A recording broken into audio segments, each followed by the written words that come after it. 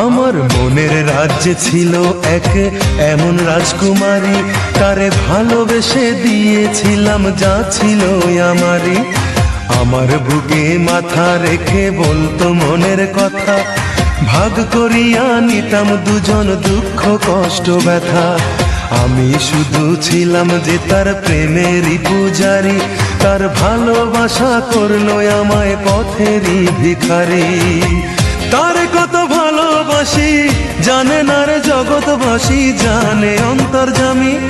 যখন তোমার কেউ ছিল না তখন ছিলাম আমি, এখন তোমার সব হয়েছে পর হয়েছি আমি।